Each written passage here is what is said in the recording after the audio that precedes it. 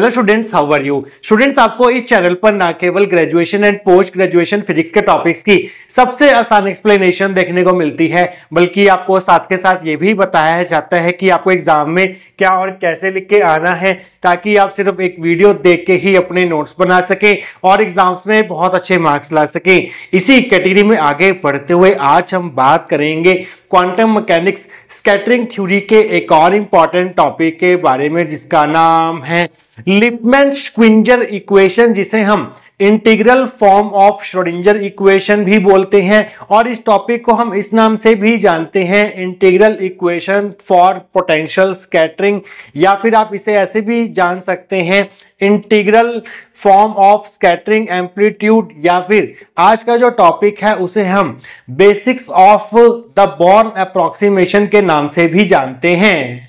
देखिए स्टूडेंट्स, किसी भी स्कैटरिंग प्रॉब्लम में हमें दो एक्सपेरिमेंटल क्वांटिटी जो हैं वो डिटरमाइन करनी होती हैं। एक होता है हमारे पास डिफरेंशियल स्कैटरिंग क्रॉस सेक्शन और एक होता है हमारे पास total scattering cross section.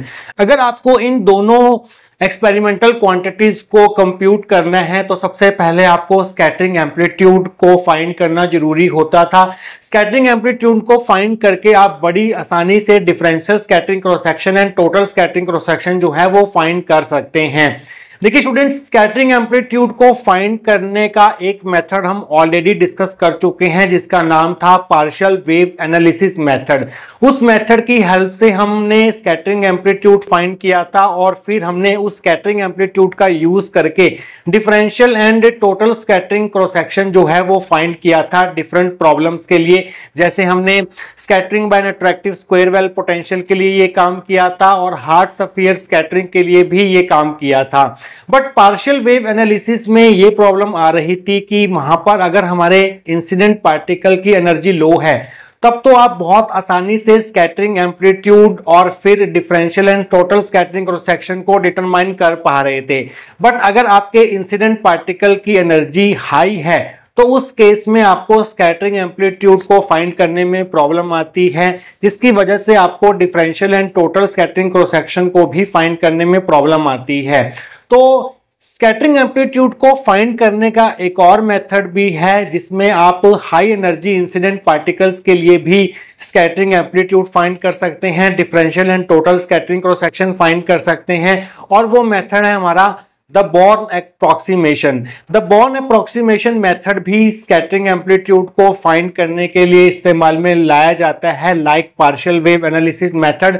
But born approximation की खास बात यह है कि आप इसमें हाई एनर्जी इंसिडेंट पार्टिकल्स के लिए भी स्कैटरिंग एम्पलीट्यूड फाइंड कर सकते हैं, जबकि पार्शियल वेव एनालिसिस में ऐसा पॉसिबल नहीं हो पा रहा था।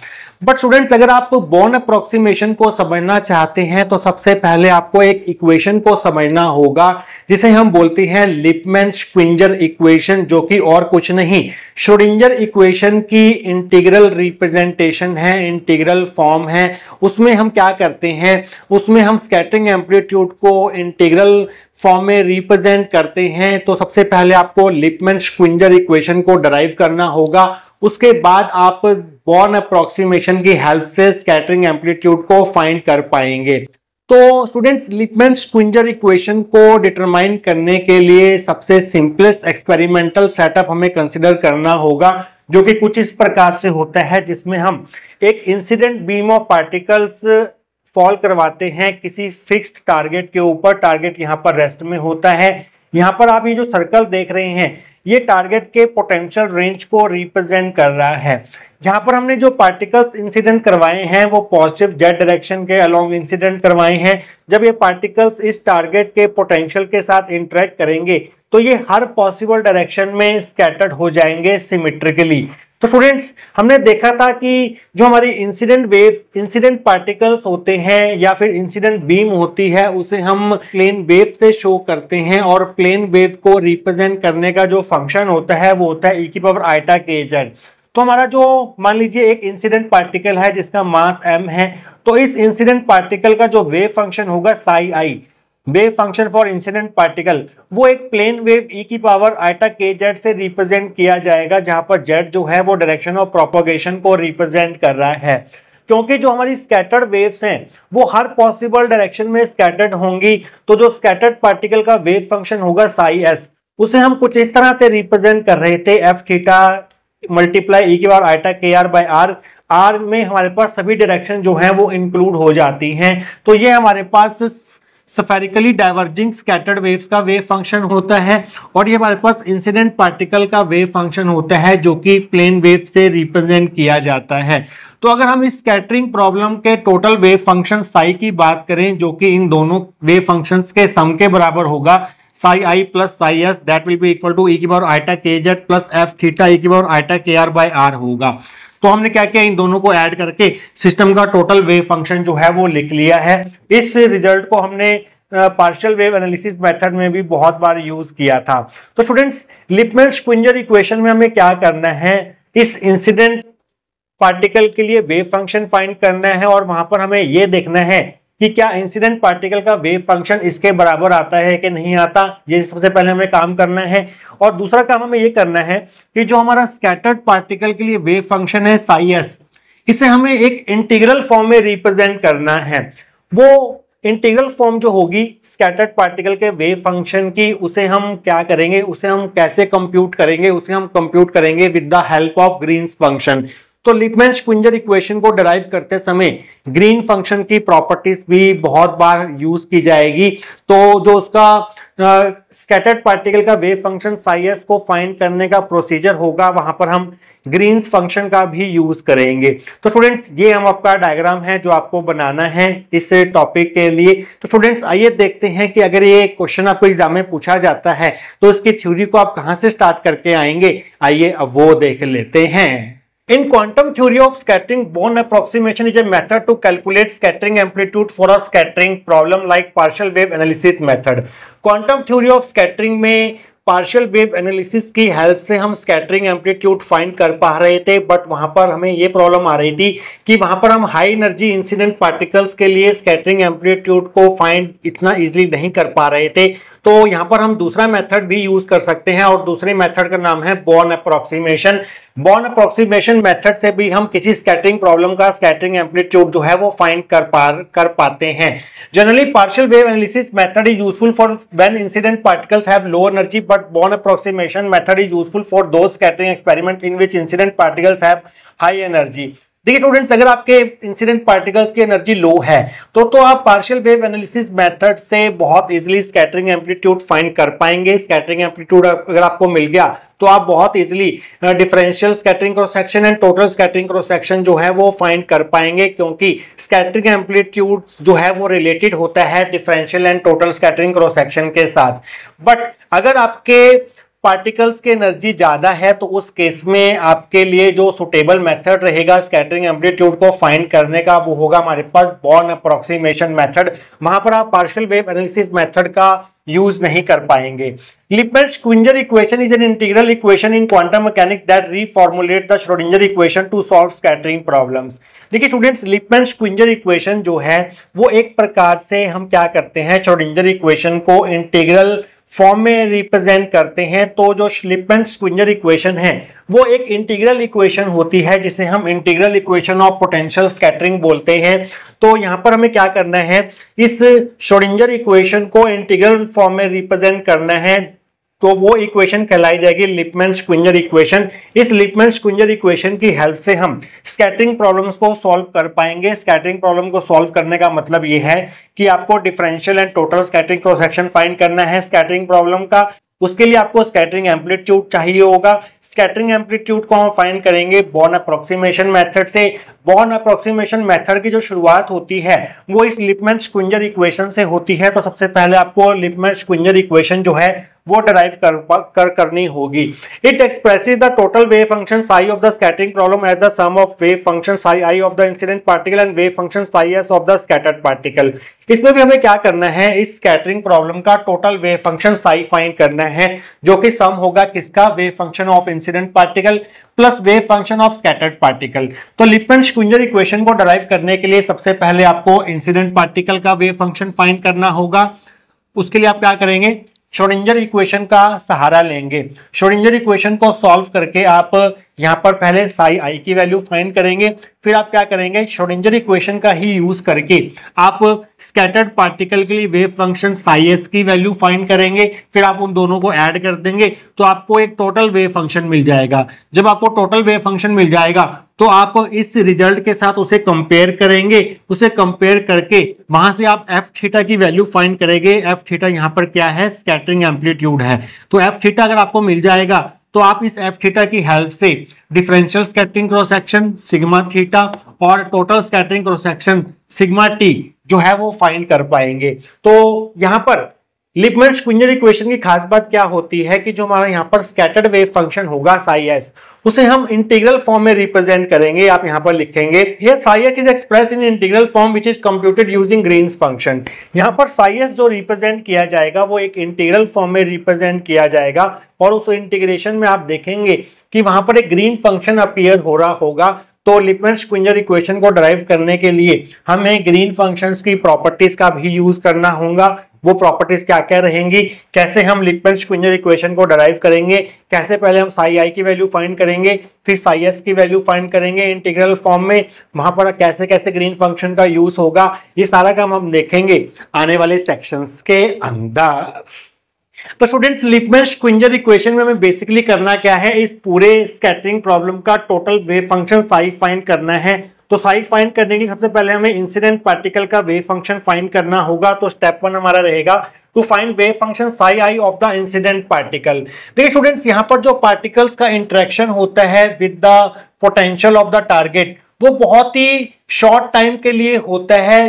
तो ये हम ये मान सकते हैं कि यहाँ पर जो हम श्रोडिंगर वेव इक्वेशन यूज करेंगे इस वेव फंक्शन को डिटरमाइन करने के लिए, साई आई को डिटरमाइन करने के लिए, या फिर स्कैटर्ड पार्टिकल का वेव फंक्शन साई एस को डिटरमाइन करने के लिए, वो हम यूज करेंगे टाइम इंडिपेंडेंट श्रोडिंगर इक्वेशन। क्योंकि जो इंटरेक्शन टाइम होगा between incident particles and target वो बहुत कम होगा, क्योंकि हमारा टारगेट का जो पोटेंशियल रेंज है वो बहुत ही शॉर्ट रेंज है। तो यहाँ पर हम time independent Schrodinger wave equation का यूज करेंगे, जो कि होती है the time independent Schrodinger equation is minus h cut square by 2m del square psi plus V R psi is equal to E psi. ये हमारी फर्स्ट इक्वेशन होगी। देखिए स्टूडेंट्स, अभी आपको बताया था कि इस टारगेट का जो पोटेंशियल रेंज है ये बहुत शॉर्ट है। तो ये जो हमारे इंसिडेंट पार्टिकल्स होंगे ये हम ये मान सकते हैं कि ये बहुत ज्यादा दूर है टारगेट से। मींस हम ये मान सकते हैं कि इंसिडेंट पार्टिकल्स का जो डिस्टेंस है इस टारगेट से वो इस पोटेंशियल रेंज से बहुत ज्यादा है। हम मान लेते हैं कि पोटेंशियल रेंज जो है वो इस ए रेडियस के अंदर है। तो यहां पर जो हमारा आर है, distance of the particles from the target, वो बहुत ज्यादा है ए से। तो हम ये मान सकते हैं कि आर जो है वो यहाँ पर इन्फिनाइट को अप्रोच कर रहा है। तो जब आर इन्फिनाइट को अप्रोच करेगा तो ये पार्टिकल जो है, इंसिडेंट पार्टिकल जो है वो as a free particles behave करेंगे और फ्री पार्टिकल्स के लिए जो पोटेंशियल एनर्जी होती है वी आर वो 0 होती है। तो हम क्या करेंगे, श्रोडिंगर वेव इक्वेशन में इंसिडेंट पार्टिकल्स के लिए वी आर को यहाँ पर 0 पुट करेंगे। तो आप यहाँ पर लिखेंगे as target potential is short range potential so v r approaches to 0 as r tends to infinity. तो यहाँ पर पोटेंशियल जो है टारगेट का वो बहुत शॉर्ट रेंज पोटेंशियल है। मींस यहाँ पर जो आर है, distance of the incident particles है इस टारगेट से, वो इस पोटेंशियल रेंज ए से बहुत ज्यादा है। मींस आर को इन्फिनाइट मान सकते हैं। आर को इन्फिनाइट मानेंगे तो हमारे incident particles as a free particles behave करेंगे और फ्री पार्टिकल्स के लिए पोटेंशियल एनर्जी है वो 0 को अप्रोच करती है। That is for incident particles v r जो है वो 0 होगा। तो इंसिडेंट पार्टिकल्स के लिए इक्वेशन 1 में हमें क्या करना होगा, वी आर को 0 पुट करना होगा। तो आप यहाँ पर लिखेंगे so for incident particle equation 1 can be rewritten as minus h cut square by 2m del square psi. ये टर्म पूरी 0 हो जाएगी, इक्वल टू में ई साई आ जाएगा। इस माइनस साइन को उधर भेज दीजिए, इस 2m को क्रॉस मल्टीप्लाई करके ऊपर भेज दो, इस h कट स्क्वायर को नीचे भेज दो। तो ये बन जाएगा del square psi is equal to minus 2m by h cut square E psi. इस माइनस वाले टर्म को इधर ले आओ तो ये बन जाएगा del square psi plus 2m E by h cut square psi is equal to 0। हम क्वांटम मैकेनिक्स में 2m E by h cut square को k स्क्वायर पुट करते हैं तो ये बन जाएगा del square psi plus k square psi is equal to 0, जहां पर k स्क्वायर जो है वो 2m E by h cut square के बराबर है। तो स्टूडेंट्स, यहाँ पर जो डेल स्क्वायर है अगर इसको हम 3 डायमेंशंस में लिखे तो वो कैसे लिखते हैं, curly square by curly x square plus curly square by curly y square plus curly square by curly z square.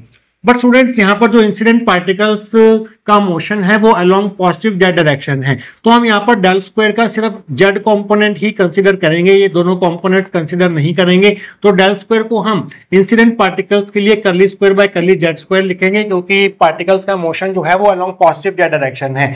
तो इस डेल स्क्वायर को हम रिप्लेस कर देंगे D square by D Z square से।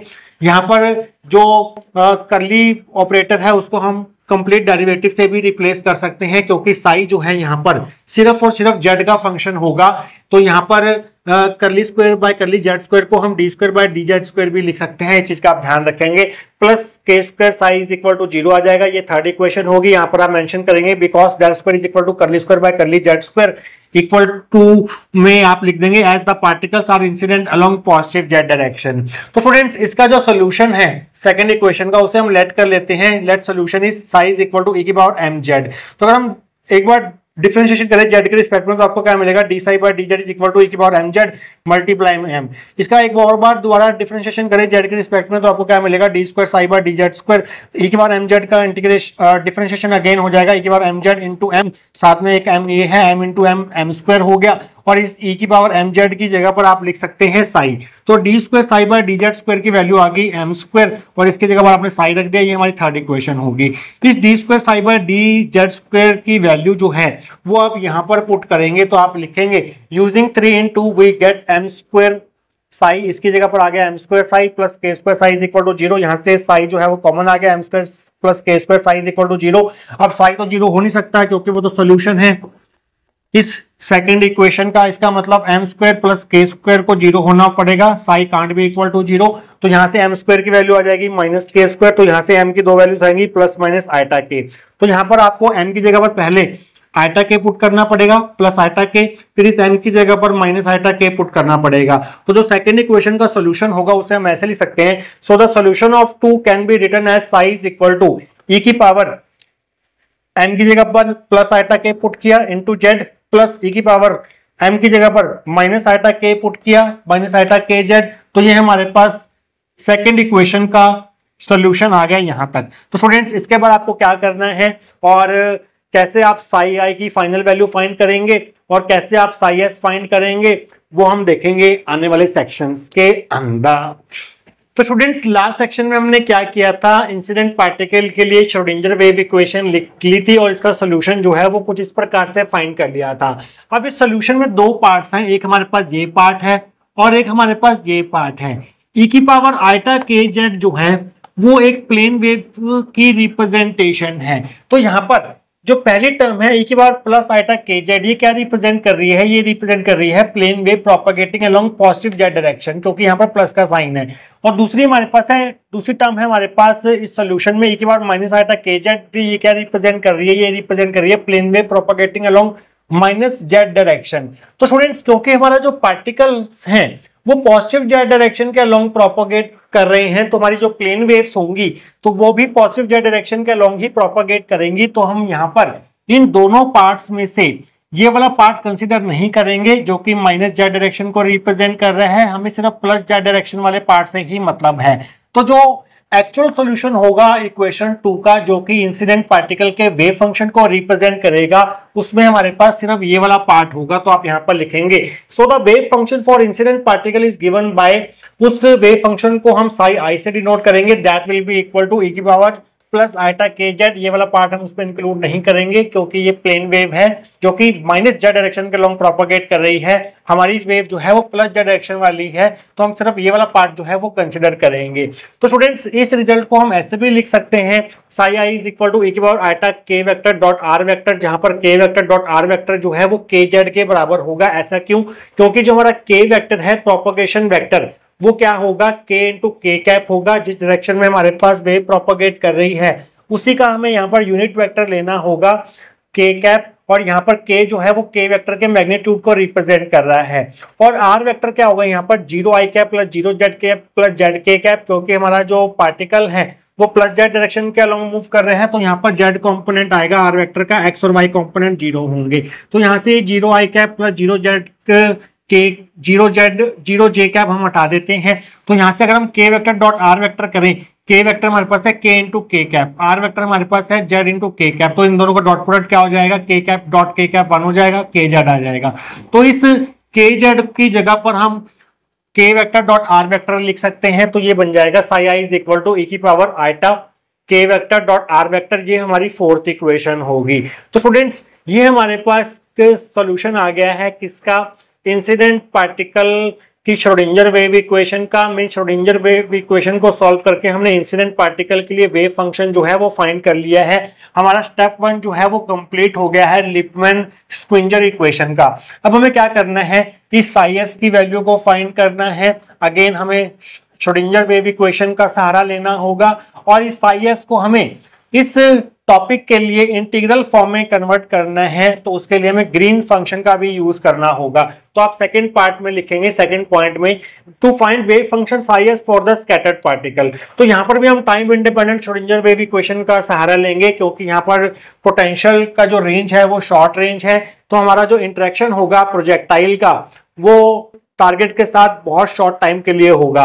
तो यहाँ पर हम श्रोडिंगर वेव इक्वेशन लिखेंगे टाइम इंडिपेंडेंट, जो कि अगेन होगी minus H square by 2m del square psi plus V are vector psi is equal to E psi. देखिए स्टूडेंट्स हमने यहाँ पर वी आर नहीं लिखा है, यहाँ पर हमने वी आर वेक्टर लिखा है। ऐसा क्यों? क्योंकि जो हमारा स्कैटर्ड पार्टिकल्स होंगे वो सभी पॉसिबल डायरेक्शंस में स्कैटर्ड होंगे, तो हमें यहाँ पर आर वेक्टर लेना होगा। आर वेक्टर में हमारे पास एक्स वाई जेड तीनों डायरेक्शन जो है वो इंक्लूड हो जाएंगी, जबकि हमने इंसिडेंट पार्टिकल्स के लिए सिर्फ आर लिया था, क्योंकि हमारा पार्टिकल जो है वो वन डायमेंशनल मोशन कर रहा था, अलोंग पॉजिटिव जेड डायरेक्शन के अलोंग ही मूव कर रहा था, तो यहाँ पर आर से ही काम चल जा रहा था। बट स्कैटर्ड पार्टिकल के लिए हमें यहाँ पर आर की जगह पर आर वेक्टर लेना होगा। इस चीज का आप शुरू से ही ध्यान रख लीजिएगा। तो स्टूडेंट्स इसको थोड़ा सिंप्लीफाई करते हैं, उसके लिए हम क्या करेंगे, दोनों तरफ मल्टीप्लाई करते हैं minus 2m by H cut square से, तो आपको क्या मिलेगा, इस टर्म को जब हम minus 2m by H cut square से मल्टीप्लाई करेंगे तो minus H cut square by 2m से minus 2m by H cut square cancel हो जाएगा, तो यहाँ पर सिर्फ डेल स्क्वायर साई रह जाएगा।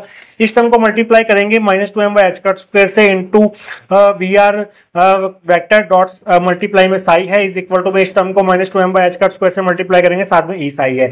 इस टर्म को आप इधर ले आओ और इस टर्म को आप उधर ले जाओ, तो ये बन जाएगा del square psi plus 2m e psi by H cut square is equal to 2m by H cut square v are vector multiply में साई आ गया। तो स्टूडेंट्स अगेन आप क्या करेंगे, इन दोनों में से साई जो है वो कॉमन ले लेंगे, del square plus 2m E by H cut square psi common आ गया, इक्वल टू में हमारे पास सेम रहेगा ये वाली टर्म। और यहाँ पर आप क्या करेंगे, 2m E by H cut square को अगेन के स्क्वायर पुट कर देंगे, तो इसकी जगह पर के स्क्वायर आएगा, तो ये बन जाएगा डेल स्क्वायर प्लस के स्क्वायर। देखिए स्टूडेंट्स यहाँ पर भी जो साई होगा वो आर वेक्टर का फंक्शन होगा, क्योंकि स्कैटर्ड पार्टिकल्स जो हैं वो सभी पॉसिबल डायरेक्शंस में स्कैटर्ड हो रहे हैं, तो साई यहाँ पर 3 डायमेंशनल होगा। तो यहाँ पर हमने साई के साथ आर वेक्टर मेंशन कर दिया है स्टार्टिंग से ही, तो आप ध्यान रखिएगा इसका भी, वी भी आर वेक्टर का फंक्शन होगा और साई भी आर वेक्टर का फंक्शन होगा। तो इसे हम ऐसे भी लिख सकते हैं, डेल स्क्वायर प्लस के square psi are vector is equal to 2m by H cut square v are vector, और इस साई को हमने साई आर वेक्टर लिख दिया ताकि हमें पता चले कि साई जो है वो आर वेक्टर का फंक्शन है। ये हमारी 5th इक्वेशन होगी। इस 5th इक्वेशन को सॉल्व करके हमें साई आर वेक्टर की वैल्यू फाइंड करनी है, जो कि और कुछ नहीं स्कैटर्ड पार्टिकल का वेव फंक्शन होगा साई एस, और उस साई एस को हमें ग्रीन फंक्शन की हेल्प से इंटीग्रल फॉर्म में कन्वर्ट करना है। उसके लिए हमें क्या करना होगा, इस श्रोडिंगर इक्वेशन को सॉल्व करना होगा। इसे सॉल्व करना इतना इजी नहीं रहने वाला है, काफी कॉम्प्लिकेटेड होने वाला है ये काम, बट हम स्टेप बाय स्टेप करेंगे ताकि आपको अच्छे से डिटेल में समझ आ जाए। तो हम इसे सॉल्व करते हुए साई आर वेक्टर की वैल्यू जो है वो फाइंड करने की कोशिश करेंगे, जो कि और कुछ नहीं साई एस को रिप्रेजेंट करेगा, और वो काम हम करेंगे आने वाले सेक्शंस के अंदर। तो स्टूडेंट्स लास्ट सेक्शन में हम इक्वेशन नंबर 5 तक पहुंच चुके थे। देखिए स्टूडेंट्स आपके मन में एक क्वेश्चन आ रहा होगा कि हमने स्कैटर्ड पार्टिकल के लिए v ऑफ r वेक्टर को 0 नहीं पुट किया, जबकि इंसिडेंट पार्टिकल के लिए हमने v ऑफ r वेक्टर को 0 पुट किया था। इंसिडेंट पार्टिकल जो है वो टारगेट से बहुत बहुत दूर थे, तो उस केस में जो पोटेंशियल एक्सपीरियंस कर रहे थे इंसिडेंट पार्टिकल्स वो 0 था। बट स्कैटर्ड पार्टिकल जो है वो पोटेंशियल एक्सपीरियंस करके ही स्कैटर्ड हुए हैं, उनके लिए जो v ऑफ r वेक्टर की वैल्यू होगी वो नॉन जीरो होगी, क्योंकि अगर उन्होंने पोटेंशियल एक्सपीरियंस ना किया होता तो वो स्कैटर्ड ही ना होते। तो इसलिए हमने स्कैटर्ड पार्टिकल्स के लिए v ऑफ r वेक्टर को 0 नहीं पुट किया है। इस चीज में आपको ध्यान रखेंगे। तो स्टूडेंट्स इसे हमें सॉल्व करना है अब, और साई r वेक्टर की वैल्यू फाइंड करनी है, जो कि और कुछ नहीं स्कैटर्ड पार्टिकल का वेव फंक्शन होगा। तो इसे सॉल्व करने के लिए हम एक एग्जांपल कंसीडर करते हैं। मान लीजिए आपके पास एक इक्वेशन है p of x d square y by dx square plus qx d square y by dx plus rx y is equal to fx। तो स्टूडेंट्स अगर हम यहाँ से y कॉमन ले लें तो ये बन जाएगा px d square by dx square plus qx d by dx plus rx y is equal to fx। तो स्टूडेंट्स आप ये कह सकते हैं कि जब हम y पर ये ऑपरेटर अप्लाई कर रहे हैं, ये ब्रैकेट जो है वो एक ऑपरेटर की तरह बिहेव कर रही है, तो अगर हम इस ऑपरेटर को y पर ऑपरेट करते हैं तो हमें एक नया फंक्शन मिलता है x का, जो कि है fx। तो इस ऑपरेटर को हम ऑपरेटर डी कैप मान लेते हैं, तो इस इक्वेशन को हम लिख सकते हैं d cap y is equal to f x. ये हमारी ए इक्वेशन होगी, जहां पर डी कैप जो है इस ऑपरेटर को रिप्रेजेंट कर रहा है p x d square by d x square plus q x d by d x plus r x. तो अगर हम डी कैप को y पर ऑपरेट करते हैं तो हमें एफ एक्स की वैल्यू मिलती है। ये हमारी ए इक्वेशन होगी। तो स्टूडेंट्स इस ए इक्वेशन के सोल्यूशन को, जो कि हमें y की वैल्यू देगा, हमें बेसिकली इसको सॉल्व करके y की वैल्यू फाइंड करनी है। तो ए इक्वेशन का सॉल्यूशन हमें y की वैल्यू देगा, तो y की वैल्यू को हम इंटीग्रल फॉर्म में लिख सकते हैं ग्रीन फंक्शन के टर्म्स में, कुछ इस तरह से। The solution of equation A can be written as in integral form in terms of green function g of x t s. तो स्टूडेंट्स अगर आपको y को लिखना है, इस इक्वेशन के सॉल्यूशन को लिखना है इंटीग्रल फॉर्म में, तो आपको इस तरह से लिखना होता है yx is equal to integration g of x T F T D t, जहां पर g एक्स टी जो है वो ग्रीन फंक्शन को रिप्रेजेंट कर रहा है, जो कि हमेशा दो वेरिएबल्स का फंक्शन होता है। यहाँ पर हमने जो वेरिएबल्स लिए हैं वो x और t लिए हैं। ये वेरिएबल जो हैं प्रॉब्लम के अकॉर्डिंग चेंज होते रहेंगे, इस चीज का आपने ध्यान रखना है। बट ये जो yx हमने सोल्यूशन लिखा है ए इक्वेशन का ग्रीन फंक्शन के टर्म्स में, ये कब वैलिड होगा? जब इस ग्रीन फंक्शन को एक प्रॉपर्टी को सेटिस्फाई करना होगा, एक कंडीशन को सेटिस्फाई करना होगा, और वो कंडीशन होगी if gxt satisfy the condition d cap gxt is equal to delta x minus t. अब डेल्टा एक्स माइनस टी क्या है? डेल्टा एक्स माइनस टी जो है वो डिराक डेल्टा फंक्शन को रिप्रेजेंट कर रहा है। तो स्टूडेंट्स yx को हम इस इंटीग्रल फॉर्म में लिख सकते हैं, इस ए इक्वेशन के सॉल्यूशन को हम इंटीग्रल फॉर्म में लिख सकते हैं ग्रीन फंक्शन के टर्म्स में। कब? जब हम इस green function g of x T के ऊपर वही ऑपरेटर अप्लाई करें डी कैप जो y के ऊपर अप्लाई हो रहा है, और वो हमें Dirac delta function del x minus t के बराबर मिले, तब हम इस सॉल्यूशन को इस तरह से लिख सकते हैं। जो वेरिएबल्स यहाँ पर होंगे उन दोनों वेरिएबल्स को आपको यहाँ पर माइनस करना है डिराक डेल्टा फंक्शन में। तो आप यहाँ पर लिखेंगे where delta x minus t जो है वो डिराक डेल्टा फंक्शन है। और डिराक डेल्टा फंक्शन की एक प्रॉपर्टी आपको एक और ध्यान रखनी है कि integration delta x minus T F T D T जो है वो किसके बराबर होगा? इसकी वैल्यू पता किसके बराबर होगी? ये जो फंक्शन लिखा है एफ ऑफ टी, आपने क्या करना है, इस फंक्शन में ये वेरिएबल पुट कर देना है, एक्स वेरिएबल पुट कर देना है, तो इक्वल टू में आपको एफ एक्स मिलेगा। ये आपने ध्यान रखना है। This is the property of Dirac delta function. तो स्टूडेंट्स अगर हम क्या करें, इस इक्वेशन पर, इस सोल्यूशन पर दोनों तरफ डी कैप ऑपरेटर अप्लाई कर दें, तो आपको क्या मिलेगा? आपको मिलेगा D cap yx is equal to d cap integration g of x T F T D T.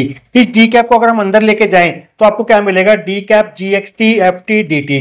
तो स्टूडेंट्स यहां पर इसको ध्यान से देखिए, D cap g of x T X comma T को ध्यान से देखिए, ये किसके बराबर है? ये डेल्टा एक्स माइनस टी के बराबर है। तो इसके जगह पर हम डेल्टा एक्स माइनस टी रख देते हैं, तो ये बन जाएगा D cap yx is equal to integration delta x minus T, इसकी जगह पर डेल्टा एक्स माइनस टी आ गया एफ टी डी टी। अब यहाँ पर हम डिराक डेल्टा फंक्शन की ये प्रॉपर्टी यूज कर लेंगे, तो इस इंटीग्रेशन की वैल्यू क्या होगी? इस इंटीग्रेशन की वैल्यू हमें f की वैल्यू देगा एट x वेरिएबल, मींस ये पूरा इंटीग्रेशन जो है वो fx के बराबर हो जाएगा अकॉर्डिंग टू दिस प्रॉपर्टी।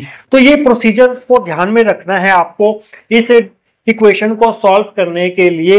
तो स्टूडेंट्स आपको ध्यान में क्या क्या रखना है? एक तो आपको ध्यान में ये चीज रखनी है, आपको ध्यान में क्या रखना है कि इस प्रकार की इक्वेशन को हम इस प्रकार की इक्वेशन के सॉल्यूशन को हम इस फॉर्म में लिख सकते हैं, ग्रीन फंक्शन की फॉर्म में लिख सकते हैं, जो कि दो वेरिएबल्स का फंक्शन होगा, और ये ग्रीन फंक्शन जो है वो इस प्रॉपर्टी को सेटिस्फाई करेगा। तो यहां पर आपने देखा कि इस सॉल्यूशन पर जब हम ये ऑपरेटर अप्लाई कर रहे हैं तो हमें एफ एक्स ही मिल रहा है। ये सारा प्रोसीजर करने के बाद मींस जो हमने सोल्यूशन लेट किया है yx is equal to this, integral form में ग्रीन फंक्शन के टर्म्स में, वो बिल्कुल करेक्ट सोल्यूशन है, क्योंकि जब हम इस y पर ये डी कैप ऑपरेटर अप्लाई कर रहे हैं तो वो हमें fx ही दे रहा है, जो कि हमारी इक्वेशन के अकॉर्डिंग बिल्कुल करेक्ट है। तो इस प्रोसीजर को ध्यान में रखना है आपको इस इक्वेशन को सॉल्व करने के लिए। तो यहाँ पर भी एक ऑपरेटर है डेल स्क्वायर प्लस के स्क्वायर, जो कि साई ऑफ आर वेक्टर पर ऑपरेट हो रहा है, और ये हमें एक नया फंक्शन दे रहा है किसका, आर वेक्टर का। तो हम क्या करते हैं, इस डेल स्क्वायर प्लस के स्क्वायर को डी कैप मान लेते हैं और इस फंक्शन को एफ ऑफ आर वेक्टर मान लेते हैं। एफ ऑफ आर वेक्टर हमारे पास क्या है, 2m/h² V are vector psi are vector. तो ये इक्वेशन क्या बन जाएगी, फिफ्थ इक्वेशन। इसकी जगह पर आप डी कैप लिख दो, डी कैप आ गया, साई आर वेक्टर आ गया, इज इक्वल टू में इसे हमने एफ ऑफ आर वेक्टर मानना है, ये सिक्स्थ इक्वेशन होगी। तो स्टूडेंट्स इस इक्वेशन के सॉल्यूशन को हम ठीक ऐसे लिख सकते हैं जैसे हमने इसका सॉल्यूशन लिखा था इस फॉर्म में, ग्रीन फंक्शन के टर्म्स में, इंटीग्रेशन की फॉर्म में। तो इसको ध्यान से देखिए, इसको ध्यान से देखिए, और यहाँ पर हमें इसका सॉल्यूशन लिखना है। इसका सॉल्यूशन हमें साई ऑफ आर वेक्टर की वैल्यू देगा। इसका सॉल्यूशन किस तरह से लिखेंगे, ध्यान से देखिए। साई ऑफ आर वेक्टर हमें किसके बराबर मिलेगा, integration G of x T था यहाँ पर, हम यहाँ पर लेंगे जी। पहला वेरिएबल कौन सा होगा, यहाँ पर एक्स वेरिएबल था, जो कि हमारे पास इस x के बराबर था। यहाँ पर r वेक्टर है, तो पहला वेरिएबल तो r वेक्टर होगा। दूसरा वेरिएबल हम यहाँ पर लेंगे r डैश वेक्टर। ये आपने ध्यान रखना है, बॉर्न अप्रोक्सीमेशन में ग्रीन फंक्शन में जो दूसरा वेरिएबल लेना होता है वो r डैश वेक्टर लेना होता है। साथ में हमारे पास क्या आता है, f ऑफ t आता है, f ऑफ t आता है। तो यहाँ पर हमारे पास क्या आएगा, f ऑफ t हमारा यहाँ पर ये है दूसरा वेरिएबल, f ऑफ t ये दूसरा वेरिएबल आ रहा है, फंक्शन की वैल्यू दूसरे वेरिएबल पर, दूसरा वेरिएबल यहाँ पर r प्राइम वेक्टर है, तो हम यहाँ पर f r प्राइम वेक्टर लिखेंगे। क्योंकि ये जो स्कैटर्ड पार्टिकल्स हैं वो 3 डायमेंशंस में स्कैटर्ड हो रहे हैं, तो यहाँ पर हमने dt लिखा था, तो यहाँ पर हमें एक 3 डायमेंशनल डेरिवेटिव ऑपरेटर लिखना होगा, जो कि होगा d क्यूब। और यहाँ पर हमने t लिखा था, सेकेंड वेरिएबल की टर्म्स में लिखा था, सेकेंड वेरिएबल यहाँ पर r प्राइम वेक्टर है, तो यहाँ पर d cube r prime vector लिखेंगे। तो इसका जो सोल्यूशन होगा उसे हम इस फॉर्म में लिख सकते हैं, बट ये सोल्यूशन कब वैलिड होगा, जब हमारे पास ये ग्रीन फंक्शन इस कंडीशन को सेटिस्फाई करेगा। ये मस्ट है, इस सोल्यूशन को अगर आपने इस तरह से लिखना है तो ये कंडीशन सेटिस्फाई होनी जरूरी है। Where green function G are vector comma R dash vector satisfy the following condition. Condition कौन सी होगी, बिल्कुल ये कंडीशन होगी। डी कैप को अगर हम इस ग्रीन फंक्शन पर ऑपरेट करें G are vector comma are prime vector, तो वो हमें इस डिराक डेल्टा फंक्शन के बराबर मिलेगा। डेल्टा यहाँ पर इन दोनों वेरिएबल्स का डिफरेंस आएगा, तो इन दोनों वेरिएबल्स का डिफरेंस कर देते हैं, R vector minus are prime vector. तो स्टूडेंट्स तो हम क्या कर सकते हैं, यहाँ पर डी कैप की वैल्यू पुट कर सकते हैं ये वाली, तो इस तरह से ऐसे भी लिख सकते हैं इसको। डी कैप की जगह पर हम लिख देते हैं डेल स्क्वायर प्लस के स्क्वायर, और साथ में आ जाएगा G are vector comma are prime vector is equal to delta are vector minus are prime vector. तो स्टूडेंट्स इसे हम देते हैं 7th इक्वेशन, इसे हम देते हैं 8th इक्वेशन। तो स्टूडेंट्स अभी हमें क्या करना है, इस G are vector comma are prime vector की वैल्यू फाइंड करनी है, उस वैल्यू को फाइंड करके यहाँ पर पुट करना है, तब जाके आपको इस इक्वेशन का final solution psi R vector मिलेगा, जो कि और कुछ नहीं होगा, क्या होगा, स्कैटर्ड पार्टिकल का वेव फंक्शन होगा। और वो वेव फंक्शन जो है वो इंटीग्रल की फॉर्म में होगा, और इस इंटीग्रेशन को हमें कैसे सॉल्व करना है, इस ग्रीन फंक्शन को पहले कैलकुलेट करना होगा हमें, और वो कैलकुलेशन कैसे होगी ये सब कुछ हम करेंगे आने वाले सेक्शंस के अंदर। तो स्टूडेंट्स लास्ट सेक्शन में हम 8th इक्वेशन तक पहुंच चुके थे। तो स्टूडेंट्स यहाँ पर हम ग्रीन फंक्शन जी और डिराक डेल्टा फंक्शन डेल्टा का एक और प्रॉपर्टी जो है वो यहाँ पर यूज करेंगे। वो फॉर्मूला आपको यहाँ पर डायरेक्ट याद रखने हैं। G of R vector comma R dash vector को हम ऐसे भी लिख सकते हैं, equal to 1/2 pi cube integration G of S E की power eta R vector minus are prime vector dot S vector into D cube S. ये हमारी 9th इक्वेशन होगी। This is the formula of green function. Green function को हम इस तरह से भी लिख सकते हैं। इसी तरह से जो हमारा डिराक डेल्टा फंक्शन है, delta are vector minus are prime vector, इसको हम ऐसे लिख सकते हैं 1/2 पाई क्यूब इंटीग्रेशन ई की power eta R vector minus are cap R dash vector dot S vector D cube S. ये हमारी 10th इक्वेशन है। एक फॉर्मूला ध्यान रख लीजिए, दूसरा फॉर्मूला आपको अपने आप याद हो जाएगा। यहाँ पर जीएस है, जबकि यहाँ पर ऐसा कुछ नहीं है, बाकी सारी टर्म जो है वो सेम है। तो स्टूडेंट्स इस 9th और 10th इक्वेशन को अगर हम 8th इक्वेशन में यूज करें तो आपको क्या मिलेगा? Using 9 and 10 in 8 we get del square plus के स्क्वायर। इस G are vector comma are prime vector की जगह पर हम ये पुट कर देंगे 1/2 pi cube integration G of S E की power iota are vector minus are prime vector dot S vector D cube s is equal to, इस delta are vector minus are prime vector की जगह पर हम ये integral put कर देंगे equal to में 1/2 पाई क्यूब इंटीग्रेशन ई की power iota are vector minus are prime vector dot S vector D cube S. तो स्टूडेंट्स यहाँ तक हम आ चुके हैं। अब हम क्या करते हैं, 1/2 पाई क्यूब से इस 1/2 पाई क्यूब को कैंसिल कर देते हैं। इस डेल स्क्वायर प्लस के स्क्वायर को हम अंदर ले जाते हैं तो ये बनेगा इंटीग्रेशन जीएस, हमने यहाँ पर लिख दिया डेल स्क्वायर प्लस के स्क्वायर, साथ में ये आ गया, साथ में डी क्यूब ऐसा इक्वल टू में हमारे पास ये वाला इंटीग्रल बचा एज इट इज। ये हमारी 11th इक्वेशन होगी। तो स्टूडेंट्स अब हम इस डेल स्क्वायर ऑपरेटर को एस वेरिएबल की टर्म्स में चेंज करेंगे। वो हम कैसे चेंज कर सकते हैं?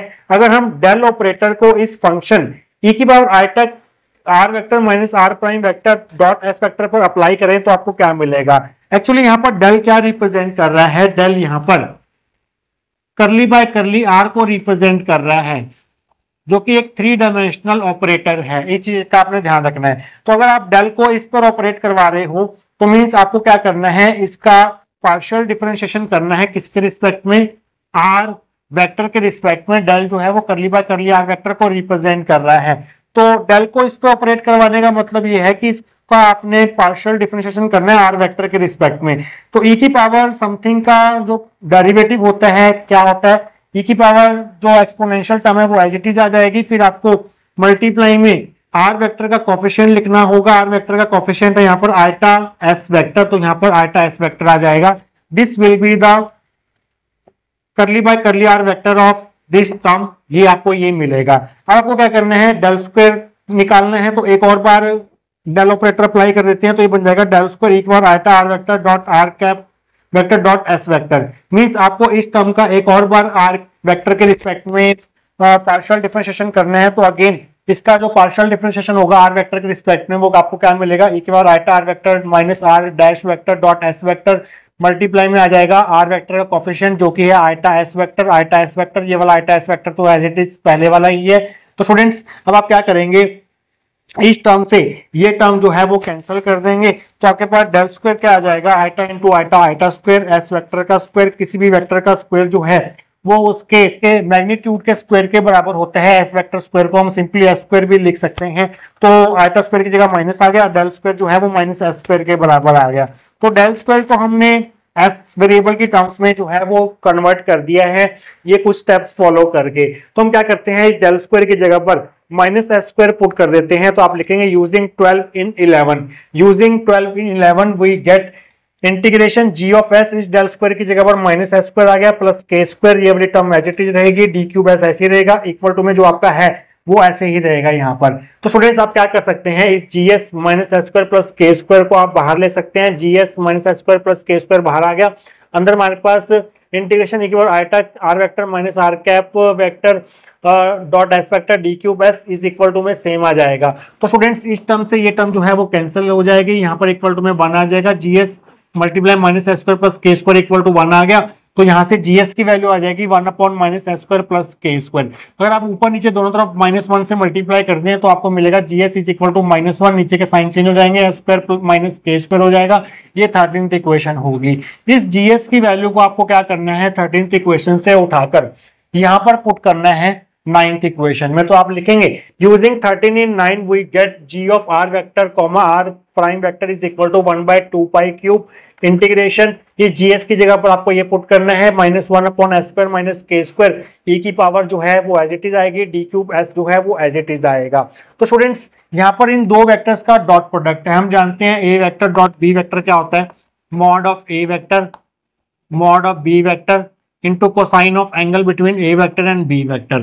तो स्टूडेंट्स इसको भी हम ऐसे लिख सकते हैं, इसको हम ऐसे लिखेंगे, माइनस साइन पहले आप बाहर ले लीजिए, -1/2 पाई क्यूब बाहर आ गया, ई की पावर आइटा पहले वेक्टर का magnitude of R vector minus are prime vector multiply में सेकंड वेक्टर का मैग्नीट्यूड मल्टीप्लाई एस वेक्टर का मैग्नीट्यूड, यहाँ पर डॉट नहीं लगाएंगे आप, और यहाँ पर angle between these two vector हम मान लेते हैं इनके बीच का एंगल थीटा है, कॉस थीटा आ गया, और नीचे S square minus K square है, साथ में डी क्यूब एस है।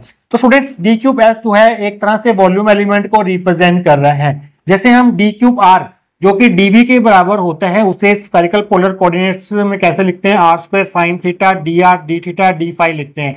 जैसे हम डी क्यूब आर को इस तरह से लिखते हैं, उसी तरह से डी क्यूब एस को हम S square sine theta D S D theta D phi लिख सकते हैं। जहां जहां आर है वहां वहां हमने एस पुट कर दिया। यहाँ पर जो आर की लिमिट्स होती हैं वो होती है हमारे पास 0 टू इन्फिनिटी, थीटा की जो लिमिट्स होती हैं वो होती हैं 0 टू पाई, और फाई की जो लिमिट्स होती हैं वो होती हैं 0 टू 2 पाई। इसी तरह से यहाँ पर जो s की लिमिट्स होंगी वो 0 टू इन्फिनिटी हो जाएंगी, थीटा की लिमिट 0 टू पाई होंगी, फाई की लिमिट 0 टू 2 पाई होंगी। तो इस डी क्यूब एस को हम ऐसे लिखेंगे इस तरह से, S square sine theta D S D theta D phi. तो यहाँ पर अब हमारे पास 3 वेरिएबल्स आ गए एस थीटा फाई। तो हम क्या करेंगे, यहाँ पर ट्रिपल इंटीग्रेशन का यूज करेंगे। यहाँ पर सिंगल इंटीग्रेशन था, अब हम यहाँ पर 3 इंटीग्रेशन लगाएंगे। पहला इंटीग्रेशन किसके लिए होगा, एस डी एस के लिए होगा, जिसकी वैल्यू जो है एस की वैल्यू जो है 0 से लेके इन्फिनिटी तक होंगी। दूसरा इंटीग्रेशन जो है वो थीटा के लिए होगा, जिसकी लिमिट्स होंगी थीटा इक्वल टू 0 टू पाई। और तीसरा इंटीग्रेशन जो है वो फाई के लिए होगा, फाई की वैल्यूज होंगी 0 से लेके 2 पाई तक। तो स्टूडेंट्स हम यहां तक पहुंच चुके हैं। इसे अभी हमें और सॉल्व करना है, जो कि आगे काफी मैथमेटिकल स्टेप्स करने पड़ेंगे हमें उसके लिए। तो इसके आगे का पार्ट हम डिस्कस करेंगे पार्ट 2 ऑफ दिस लेक्चर में। मिलेंगे इसके आगे की डेरिवेशन के साथ, जिसमें हम इस ग्रीन फंक्शन को फाइंड करके स्कैटर्ड पार्टिकल का वेव फंक्शन फाइंड करेंगे। फिर हम स्कैटर्ड पार्टिकल के वेव फंक्शन को इंसिडेंट पार्टिकल के वेव फंक्शन में ऐड कर देंगे, जिससे हमारे पास टोटल वेव फंक्शन आ जाएगा स्कैटरिंग प्रॉब्लम का, जो कि हमारे पास फाइनल लिपमैन-श्विंजर इक्वेशन होगी, मींस इंटीग्रल फॉर्म होगी श्रोडिंगर इक्वेशन का, जो कि इंटीग्रल इक्वेशन होगी पोटेंशियल स्कैटरिंग का। तो स्टूडेंट्स वो बाकी बचा हुआ पार्ट हम डिस्कस करेंगे पार्ट 2 ऑफ दिस लेक्चर में। मिलेंगे उस पार्ट के साथ। Till then take care.